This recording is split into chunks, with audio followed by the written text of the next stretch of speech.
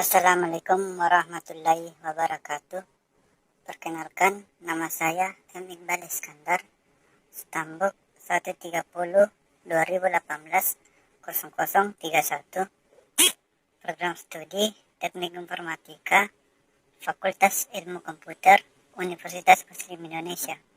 Kali ini saya akan mempresentasikan tugas proyek 1 mata kuliah RPLO. Simak video Kita kali ini yaitu adalah mengenai mengobservasi metode SDLC dalam pembuatan sistem informasi akademik yang berbasis web. Tahapan metode SDLC dalam pembuatan sistem informasi akademik berbasis web ini dapat dilihat siklusnya, siklus SDLC-nya pada gambar berikut ini, yang dimana pada lingkaran besar ini itu merupakan sebuah sistem atau rekayasa informasinya, yang dimana memiliki tahapan-tahapan untuk melihat alur dari sistem ini, yaitu kita harus menganalisis, mendesain, melakukan pengkodean dan pengujian terhadap sistem yang kita ingin bangun ini. Selanjutnya, menganalisis. Nah, dalam menganalisis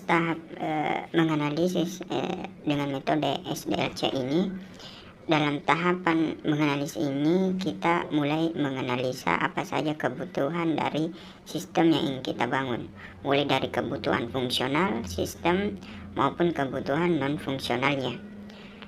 Nah, kita bisa lihat kebutuhan fungsional dari sistem yang akan kita bangun ini, yaitu memiliki beberapa user role, ya. Ada admin, guru, siswa, dan wali kelas, yang dimana masing-masing role user ini memiliki tingkat role yang berbeda-beda pula.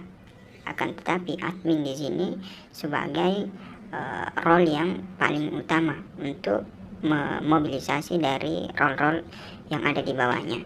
Kemudian kebutuhan non-fungsionalnya itu meliputi spesifikasi hardware-nya. Apa yang dimaksud? Ya, yang dimaksud itu seperti servernya, spesifikasi hardware-nya seperti apa. Entahkah itu menggunakan CPU Intel Core generasi keberapa, harddisknya harusnya berapa giga, RAM-nya berapa giga, kliennya, dan servernya menggunakan paket hosting apa, domain apa, dan menggunakan sistem operasi apa, apakah berbasis Windows maupun menggunakan Google Chrome atau Mozilla dan lain-lain. Selanjutnya yaitu adalah tahapan mendesain, yang dimana ini merupakan tahapan lanjut dari tahap analisa, yang dimana dalam tahapan ini kita menyajikan desain dari aplikasi seperti desain UI-nya dan desain database yang akan diterapkan ke dalam sistem informasi akademik yang akan dibuat. Ini juga bisa dikatakan ada dua developer di sini yang mendesain, yaitu ada front end developer yang berfokus kepada UI-nya dan back end developer yang berfokus kepada alur dari database-nya ini. Itu. Kemudian tahap pengkodean. Pada tahap ini kita menerapkan desain database serta desain antarmuka ke dalam bahasa pemrograman, di mana bahasa pemrograman yang dipakai adalah menggunakan bahasa PHP ini untuk berbasis website, ya. Karena tidak mungkin kita menggunakan HTML, karena HTML ini hanya sifatnya statis, ya, tidak berubah. Kemudian ya, tahap pengujian. Nah, tahap pengujian ini merupakan tahap endingnya, ya, akhir dalam metode SDLC, di mana di dalam tahapan pengujian ini digunakan teknik pengujian black box testing. Ya, bagaimana itu? Jadi kita secara keseluruhan menggunakan atau menguji setiap form-form yang telah kita buat, mulai dari loginnya, registrasinya, kemudian input datanya dan lain-lain sebagainya. Apakah itu berjalan sesuai dengan apa yang kita harapkan atau tidak? Kalau tidak, maka kita perlu memperbaikinya kembali.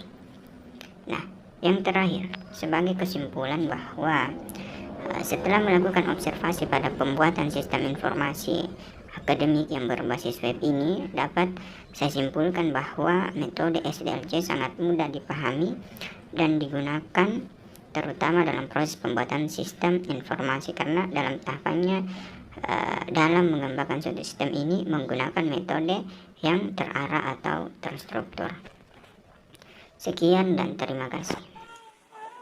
Itulah tadi hasil representasi saya tugas proyek 1. Mudah-mudahan hasil representasi saya ini dapat dipahami. Saya tutup. Wabillahi taufiq wal hidayah. Assalamualaikum warahmatullahi wabarakatuh.